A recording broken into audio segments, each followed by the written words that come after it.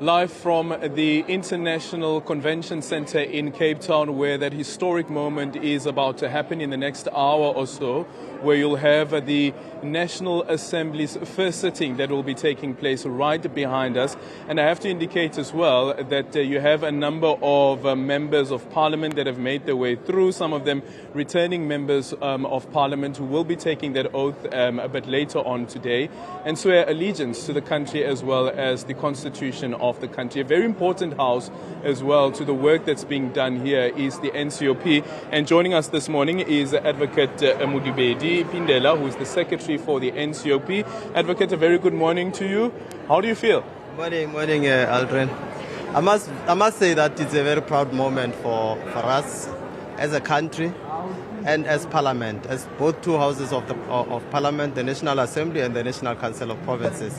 And indeed, we are ready to swear in members of the National Assembly today and to proceed to the swearing in of the members of the National Council of Provinces tomorrow. Yeah, I have to touch on this a bit earlier on when we're speaking to our analyst. Is one of the important things what today also shows is the robustness of our institutions, democratic institutions, and the resilience of those institutions as well. That despite the ANC losing its majority, those institutions are still standing, and today is a culmination of all of that work that has been done.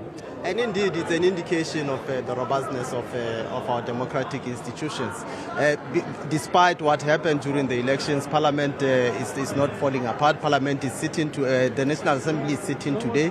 The National Council of Provinces is sitting tomorrow, and that's an indication that indeed our democracy is maturing. Yeah, speak to us about what happens tomorrow. Well, in the National Council of Provinces tomorrow, like in the National Assembly today, we have the National Council of Provinces sitting tomorrow. We will have the Chief Justice taking the seat to swear in members of the National Council of Provinces, the permanent delegates, 54 permanent delegates. We will also have the election of the chairperson of the National Council of Provinces. Thereafter, we'll have the election of the deputy chairperson of the National Council of Provinces. Yeah, speak to us about the distinction between the National Assembly and the NCOP, because sometimes people tend to confuse the two as well. And then also, how do members of the NCOP get allocated?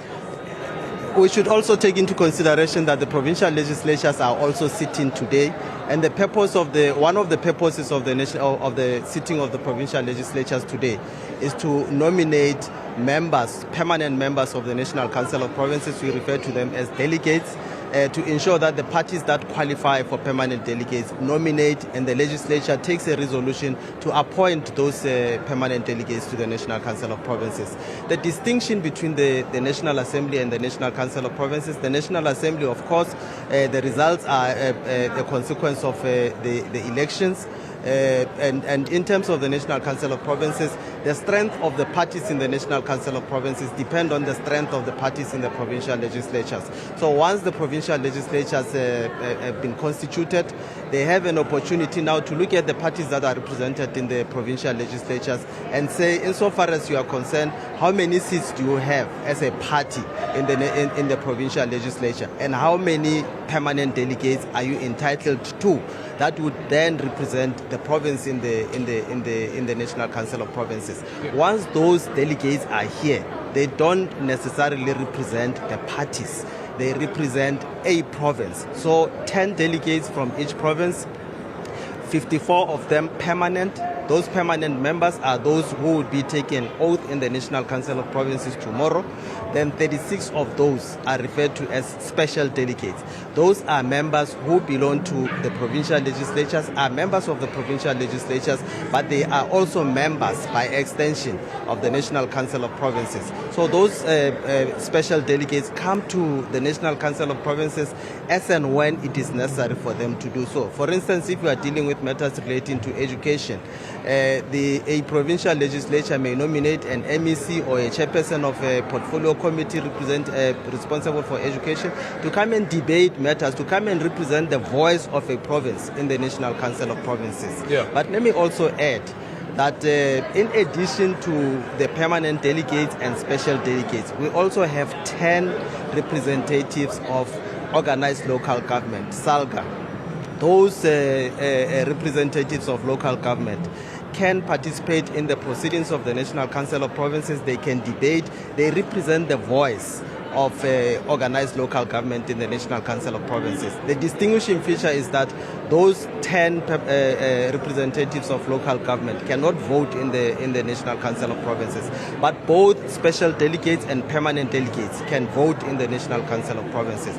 Premier is a head of the delegation, although he's a member of the provincial legislature, but he's also by extension a member of the National Council of Provinces, and he leads the delegation, or she leads the delegation in the National Council of Provinces. Speak to us quickly about the election of the chairperson and the procedure around that.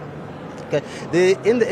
The voting procedure in the National Council of Provinces in certain instances is different from the voting procedure in the National Assembly.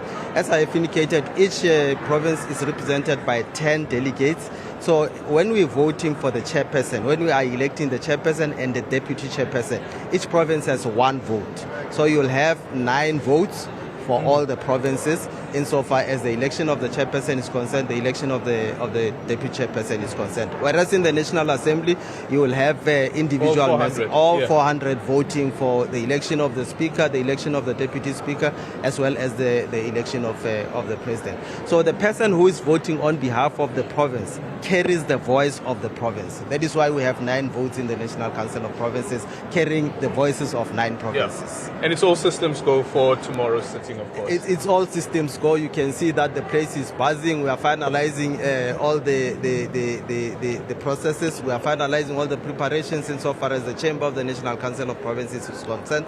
By 1 o'clock this afternoon, we will be done with the Chamber of the National Council of Provinces. Thank you so much for your time. Really appreciate it. That is Advocate Modibedi, Phindela, who is the Secretary of the NCOP, which is a separate house to the National Assembly, and the election of the chairperson of the NCOP will only be taking place tomorrow, as he has indicated.